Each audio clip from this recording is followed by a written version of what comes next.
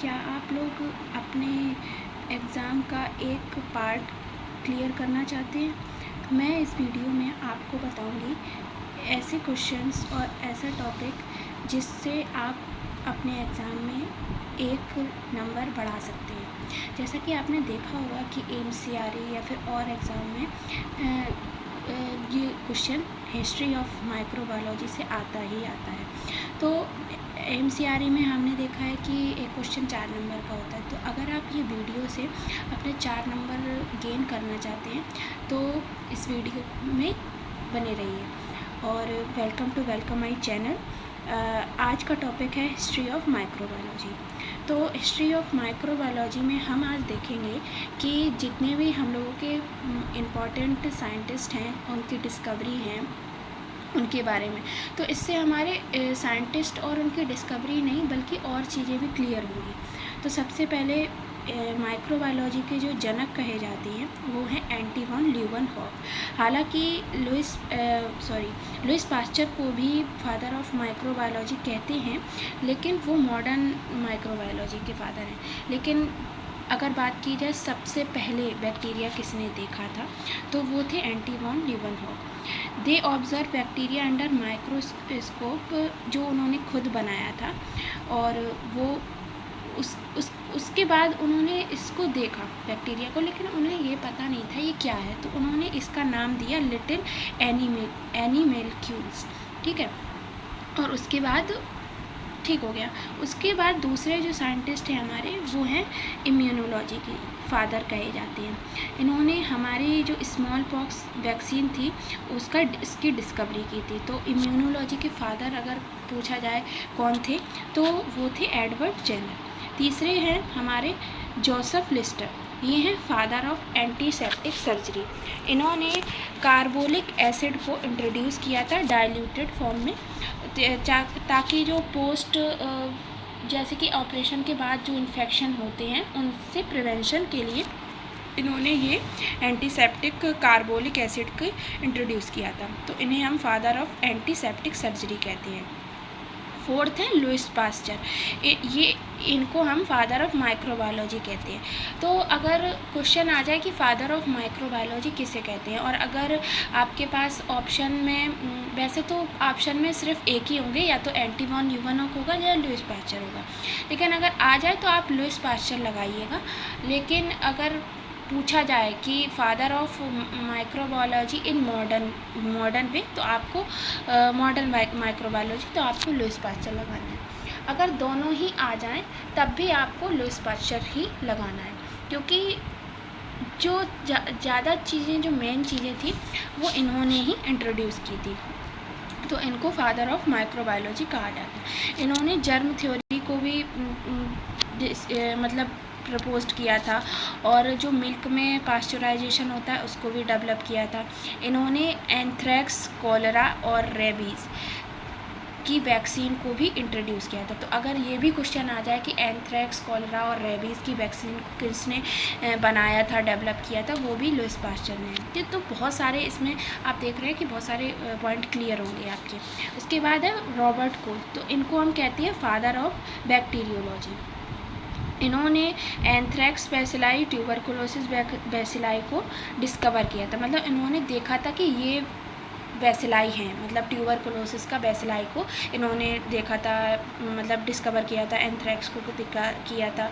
और इन्होंने स्टेनिंग जो हम करते हैं आजकल बहुत ज़्यादा कॉमन, बहुत इम्पॉर्टेंट जो टेक्निक है उसको भी इन्होंने ही इंट्रोड्यूस किया था। उसके बाद है इन्होंने स्टेनिंग में जो यूज़ की थी उन्होंने एलेनिन डाई यूज़ की थी। अगर क्वेश्चन आ जाए कि रॉबर्ट कोच ने जब स्टेनिंग की खोज की तो कौन सी डाई का यूज़ किया, तो एलेनिन डाई का यूज़ किया। तो एंथ्रेक्स, ट्यूबरकुलोसिस जैसे कि आप देख रहे हैं इसमें, ये देखिए, ये जो देख रहे हैं आप, ये सारे बैक्टीरिया को देखते हो तो ट्यूबरकुलोसिस, ये सारे इन्होंने इंट्रोड्यूस किया था। उसके बाद ये है अगले हैं कोच पास्टुलेट। तो माइक्रो ऑर्गेनिज्म इन्होंने मतलब अब जैसे रॉबर्ट कोच है ना, रॉबर्ट कोच ने अपना एक पास्टुलेट दिया था, एक थ्योरी दी थी, तो उसको हम समझते हैं कोच, उसको हम कोच पास्टुलेट कहते हैं। तो micro organism present in disease lesson, इन्होंने चार पॉइंट बताए थे अपने पास्टुलेट में। इन्होंने पहला पॉइंट बताया था कि माइक्रो ऑर्गेनिज्म जो डिसीज़ के जो घाव होते हैं, जैसे घाव हो गया, किसी को डिसीज है उसमें घाव है, उसमें प्रेजेंट होते हैं। दूसरी चीज़ उन्होंने बताई थी कि प्योर कल्चर जो होती है वो पॉसिबल होती है। प्योर कल्चर क्या होती है कि एक बैक्टीरिया को बस एक बार प्योरली, उसमें कोई और ऑर्गेनिज्म ना कल्चर हो, उसको हम पॉसिबली आइसोलेट कर सकते हैं। आइसोलेट यानी कि एक ऑर्गेनिज्म को दूसरे बाकी सारे ऑर्गेनिज्म से अलग करना। तीसरा है result when inoculated into suitable animal, मतलब जब हम किसी भी एनिमल को प्योर कल्चर का बैक्टीरिया है उसमें उसमें उसको किसी एनिमल में मतलब इनोकुलेट कराएंगे, इंजेक्टेबल कराएंगे, तो रिज़ल्ट अच्छे से दिखेंगे, ठीक है। और री आइसोलेट अगर हम करेंगे लेसन का, तो फिर हमें एक्सपेरिमेंट करना पड़ेगा एनिमल पे। तो इन्होंने यही दिखाया है कि ये देखिए, एक मिनट, ये देखो, इन्होंने पहले क्या किया है, प्योर कल्चर किया है पेट्री डिश पे, मतलब कोई एक बैक्टीरिया लिया, इन्होंने प्योर कल्चर किया, मतलब उसमें किसी भी और एक ऑर्गेनिज्म नहीं है, आइसोलेट कर लिया। फिर उन्होंने एक हेल्दी एनिमल में इंट्रोड्यूस कराया, ठीक है, इंट्रोड्यूस मतलब उसमें इंजेकुलेट करा दिया। फिर उसके जो सिम्टम दिखे हैं एनिमल में, जो लेसन दिखे हैं, जो मतलब घाव दिखे हैं, लेसन यानी कि घाव दिखे हैं, उसको फिर से निकाल के फिर री आइसोलेट किया है, ठीक है, री आइसोलेट किया, फिर प्योर कल्चर दिखा। तो उन्होंने ये देखा कि अगर हम बार बार प्योर कल्चर करेंगे तो हमें और अच्छे से रिजल्ट दिखेंगे, ठीक है, प्योर और होता जाएगा, ठीक। तो ये था। फिर इसके कुछ एक्सेप्शन भी थे, इस जो पोस्टुलेट है उसका एक्सेप्शन 2-3 ऑर्गेनिज्म है।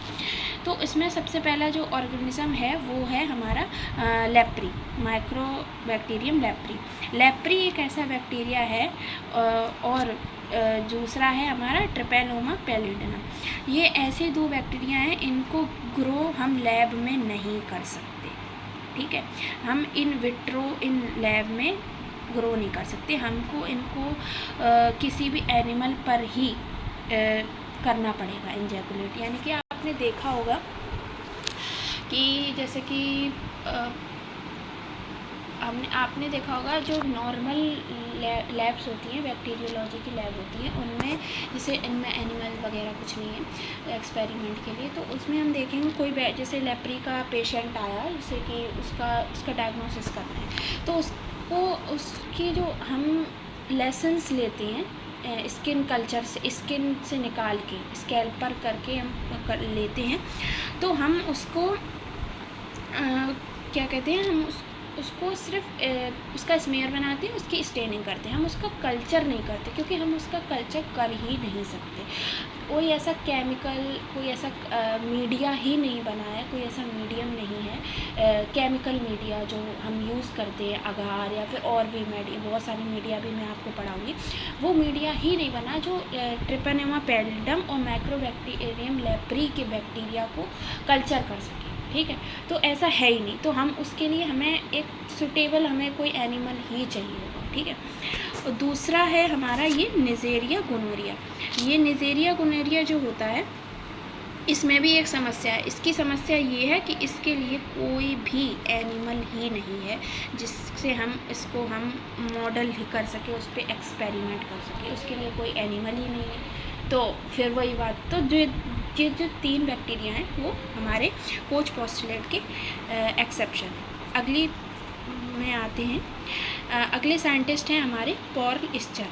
ये भी बहुत इम्पॉर्टेंट है, ये बहुत बार आते हैं, ठीक है। पॉल इस्चर मैं आपको लिख देती हूँ, ये बहुत इम्पॉर्टेंट है, ठीक है।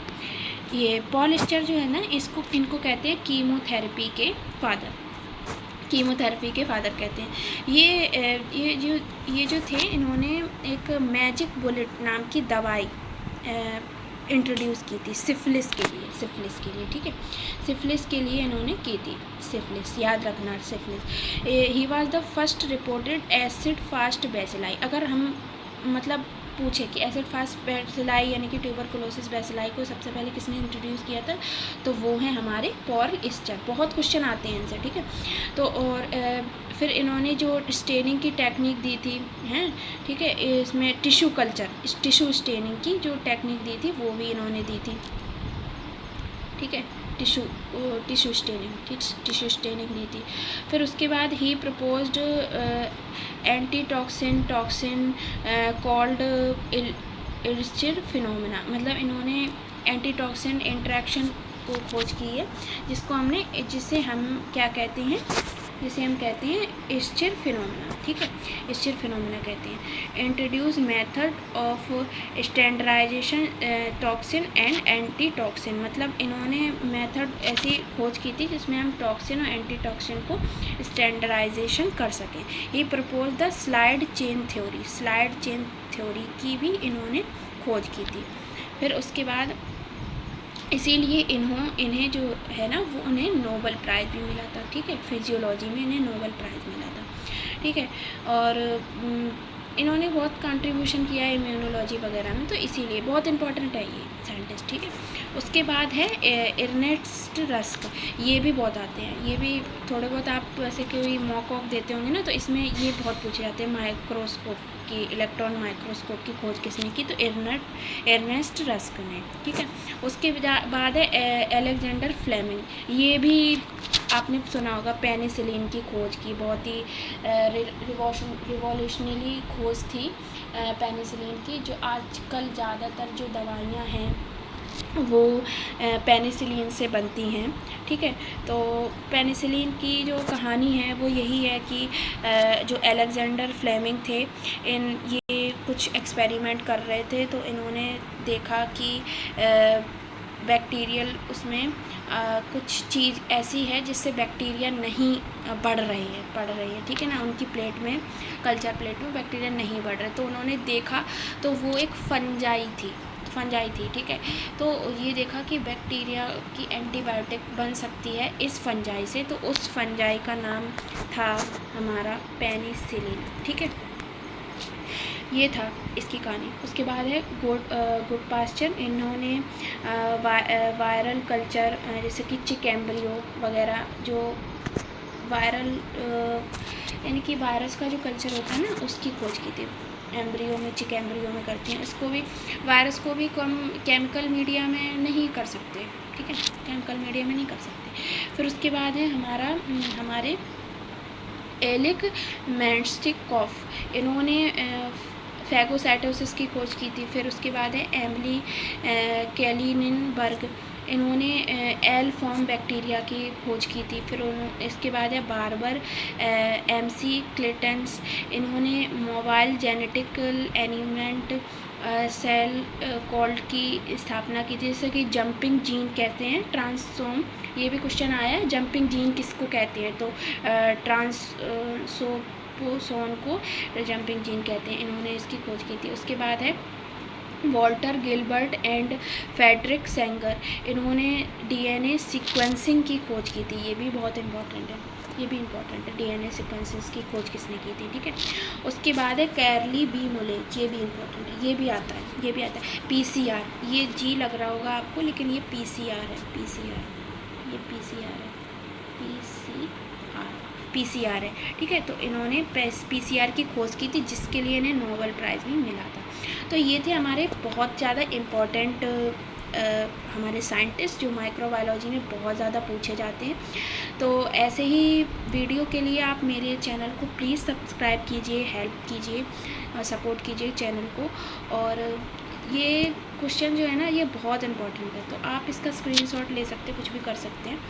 तो थैंक यू अभी तक इस वीडियो को देखने के लिए, थैंक यू सो मच।